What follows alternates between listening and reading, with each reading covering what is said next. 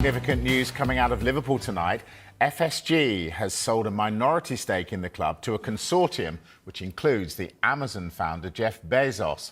Vinny, for those who don't know, tell us about the deal. Yeah, it values Liverpool at just over $7 billion. As you say, it's in a minority investment, but a long-term partnership as well. So FSG will retain majority ownership of Liverpool Football Club and operational control as well. So there's no change to the leadership or the day-to-day operation of the club either.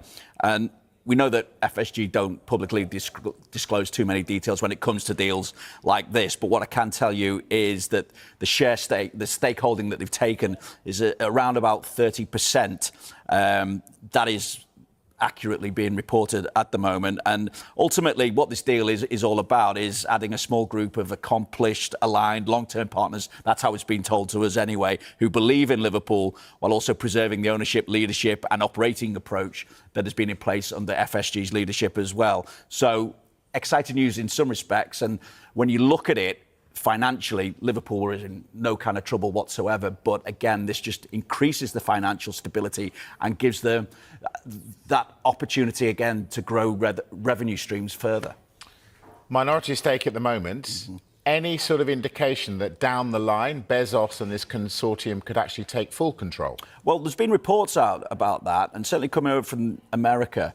There's talk that in 12 months' time, for instance, if certain parameters are followed, then it could result in a full takeover. Now, what we're being briefed, actually, is that FSG are aware that there has been speculation about what the transaction could ultimately mean for the future ownership of the football club. And they wanted to address that directly. Look, as is typical in any kind of long-term deal like this, or strategic investment at least, the transaction documents provide flexibility for certain paths that you can follow as well, and future intentions. It doesn't necessarily mean that they're going to follow those intentions or follow that predetermined path towards another transaction in the future, which would be ultimately a takeover. So what is being agreed today is a minority investment, as we keep stressing, with FSG retaining majority ownership and operational control. Any other characterisation of that is inaccurate.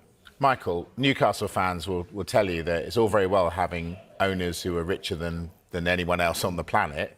Doesn't necessarily mean that A, your club's successful, and B, you can spend that money. Yeah, gone are the days of a takeover out of nowhere and then you go and spend what you like. And, you know, the day of Manchester City, how it all completely turned around, and all of a sudden we were doing Robinho signing for Manchester City. So you look at Anfield here, though, Vinny. I mean, are we going to have Amazon Anfield in 8 years' time, and will it help them expand Anfield, change Anfield with this kind of backing? Well, look, they've brought someone in who, can bring that to the table at least. But ultimately, Jeff Bezos is not going to be on the board or anything like that. He's an investor, yes, but in terms of his overall influence with the club. But as I said, it's something I stressed earlier. It is about bringing in these people with that business acumen as well. And so FSG have made no secret of the fact that they want to bring in investors like that. They're very picky about who they deal with as well. And ultimately, Bhatia, who has led the negotiations and leads the consortium as well, has made such a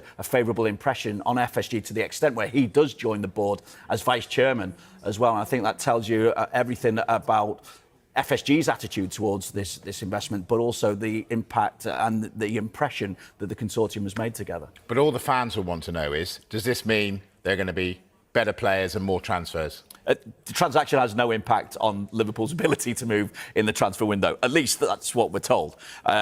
Look, there's no new separate transfer budget associated to this deal.